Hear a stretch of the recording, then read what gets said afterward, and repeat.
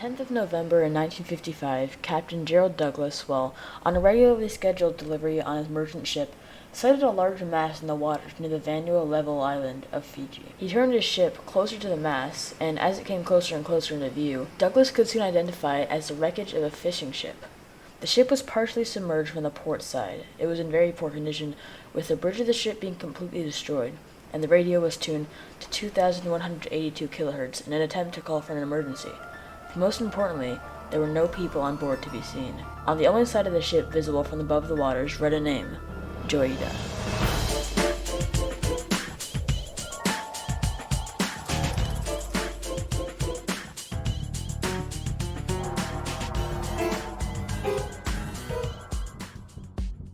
While looking into topics for another one of these video essays, I looked into historical mysteries, as I thought that they could make an interesting video. This case really seems to stand out because of the amount of information that's known about the ship.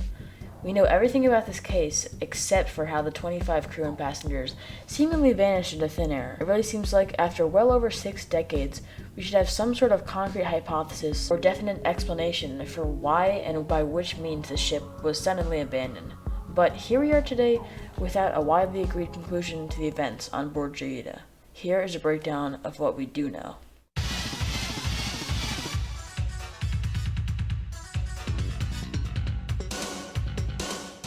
The MV Joyita was a luxury ship that made trips around islands like Fiji, Hawaii, and Samoa. It had gone through many previous owners, including, but not limited to, the husband of actress Jewel Carmen, the U.S. military, and a Hawaii professor, who was the owner from 1952 to 55.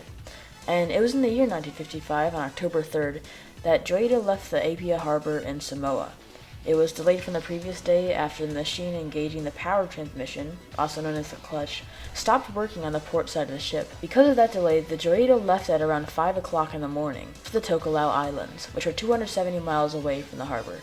And the trip was not supposed to be less than 2 days. On board were 25 people in total, 16 being crew workers, who consisted of engineers, greasers to work and grease machinery, supercargoes for managing storage on board, seamen to look after the ship, a boatswain in charge of equipment, a mate for managing the crew, a cook, and the captain, a man named Thomas Miller, who will definitely come up later during this video, the rest of the people on board being passengers. There are a few more things to note about the condition of the ship before departure. There were 3 Carly float life rafts, which I could not find the exact size of, but it's likely they would be able to carry all the people on board. As well as that, there was a single small dinghy boat, which served exactly the same function as all the rafts. And there were not enough life jackets for all the people on board. That's all we know about Joyita before it left the Apia harbor, not to be found for almost 40 days.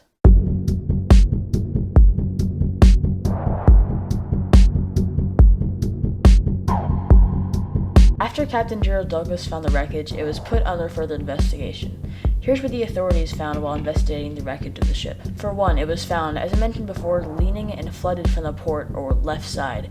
There were barnacles that had been growing for some time, and that, as well as the fuel left in the engine, suggested it had been stranded on the second night of the trip. This is also backed up by the fact that the navigation lights were turned on, which were kept on to see better during the night, and the clocks on board had stopped at 10:25 p.m. All of these clocks were powered by the generator, which stopped working due to the flooding. Possibly the most important detail, besides the passengers and crew missing of course, is how the ship was flooded. After a close examination by the authorities, they found that a pipe that was part of the cooling system had been left completely unchecked, leading to rusting. This led to water flooding through the pipes and into the ship, in such a way in which it would be hard to spot early on in the flood. This leaves to us with the Joyita flooding by 10:25 on the second night of the voyage, which was supposed to be the final night in the trip. There's much more of note that was found in the wreckage, which include all life rafts in the dinghy missing. A scalpel and bloody bandages were found on board. As I previously mentioned, the radio was set to 2,182 kilohertz, which is the emergency distress frequency, but it could not be received past 2 miles due to a break in the cable attached to the ship's antenna. Starboard or right engine was buried in mattresses, and the port or left engine was still able to run on its own. A makeshift auxiliary pump, which is used to circulate water and can be used for heating on board, had been made, but not connected for an unknown reason.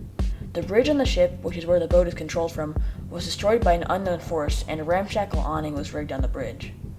It was estimated that Joyita had made about 243 miles before its abandonment based on the fuel it left in its tanks. There were firearms, navigational equipment, and logbooks that all went missing. With all this information and zero signs of a true conclusion, the world scrambled to see who could find the answer.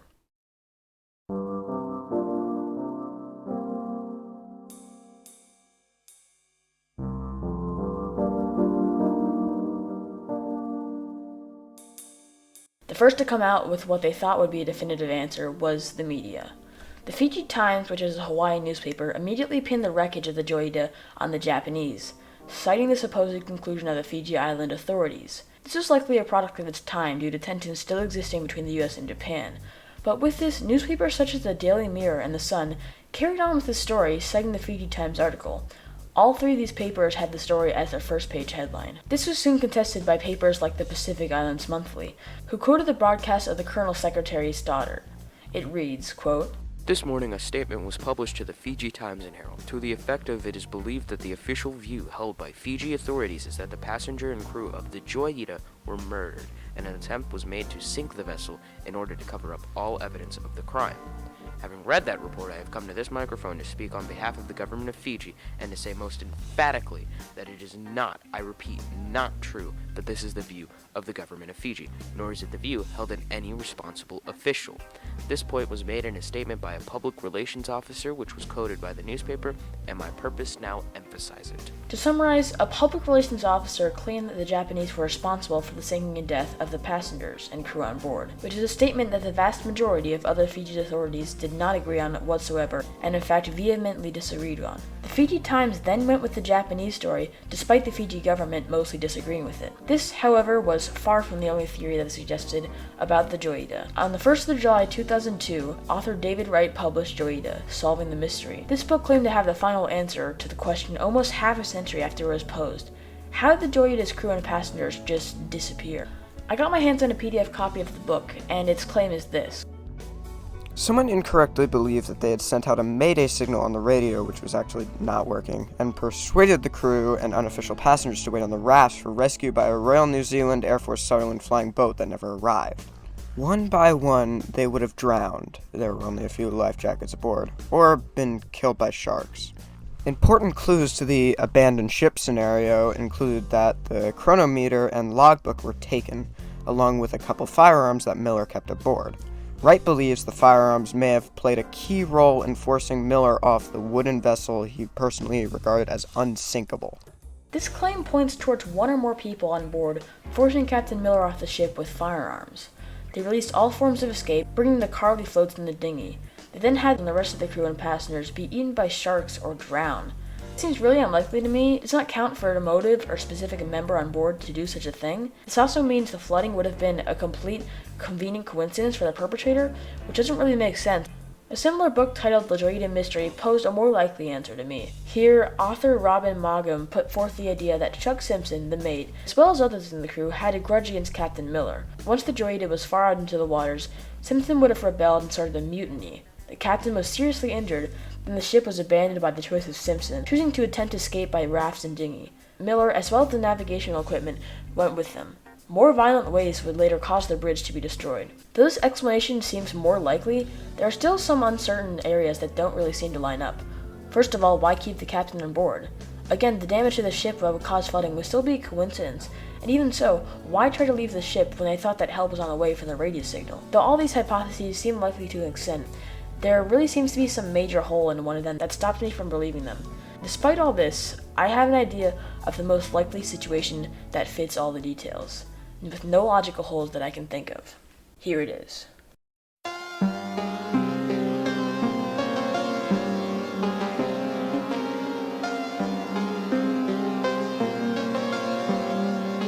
My theory takes elements of the prior ones, but seems more reasonable. This is how I believe this event played out. The Joyita left Apia Harbor at around 5 in the morning on the 3rd of October. The trip to Tokelau Islands was scheduled to arrive on October 5th, taking only 2 days at most. The first day passed with no issues apparent, and it seemed like the same on the second day. But little did the passengers and crew know the vessel was slowly flooding. This is due to rusting and erosion from a cooling pipe, which is hard to notice early on in the damage. At around 9 o'clock on the second night of the voyage, intended to be its last, the flood was discovered. One of the crew members went down and rigged an auxiliary pump to help with water flow but was severely injured with a piece of machinery and couldn't finish the procedure. The crew member was brought back up to the top of the ship as a strong storm began to arise. Storms were really not out of the ordinary at sea in the area Joyita would have been at the time. There's a similar high likelihood that the Joyita would be struck by lightning, and the main point of the ship that would really be susceptible to lightning strikes would be the aft spar, or the tall pole to the back of the ship. The lightning would strike it, breaking the boat's bridge. As all this was happening, Dr. Alfred Dennis Parsons, the physician on board, woke up and did his best to tend to the injury sustained by the crew member that was trying to fix the flood. This would produce the bloody bandages aforementioned. Seeing all this unfold, a worried crew member would set the radio on board to 2,182 kilohertz, the distress channel. This radio signal will not go past 2 miles due to the lightning strike eliminating the cable connecting to the antenna that would have broadcast that signal. But due to the cable being painted over by a previous owner of the ship, it would not have been clear that the cable was broken. The flooding continued through 10:25, which is the point that all the clocks on board stopped and the navigation lights were on. At this point, with a crew member injured and the ship slowly flooding, the people on board began to wake up from their sleep and get really concerned. The crew took mattresses and tried to cover the port engine in a last-ditch attempt to preserve it, as well as rigging a makeshift awning to cover the bridge. Without being able to see the origin of the flood due to the rain and the night, the crew overestimated the severity of the damage under the ship and assumed it to completely flood by the morning. In the midst of the storm, the crew took equipment that they thought they would need, firearms and various navigational equipment on board, and ushered the passengers onto the cargo rafts and the dinghy, heading further into the Pacific Ocean, all to die of drowning, hypothermia, or starvation. Meanwhile, the empty and abandoned Joyita drifted away from Tokelau to eventually be found by a merchant ship near Vanuatu Island.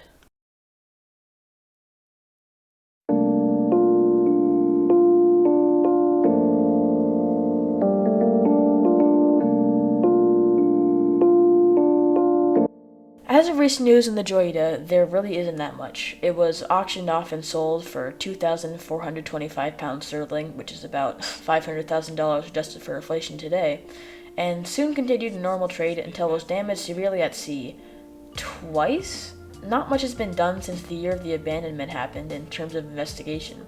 Most recently in 2012, all crew members and passengers are still officially missing, but in the end, we'll never truly know what happened to Joyita.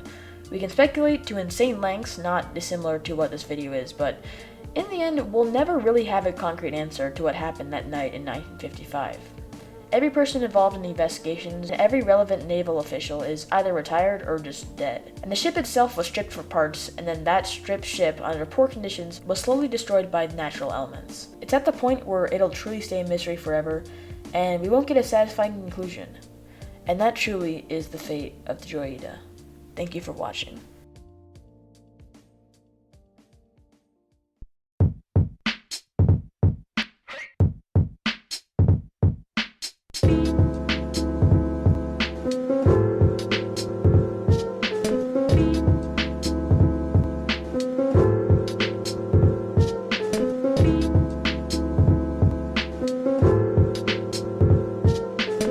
And the main point of the ship that would be susceptible And the main point of the ship that would be success. And the main point of the ship that would be success. And the main point of the ship that would be success. And the main point of the ship that would be success. And the main point of the ship that would be susceptible. And the main point of the ship that would be And the main point of the ship that would be susceptible. And the main point of the ship that would be success. And the main point of the ship that we and the main point of the ship that we and the main point of the ship and the main point of the ship that would really be success and the main point of the ship that really would be success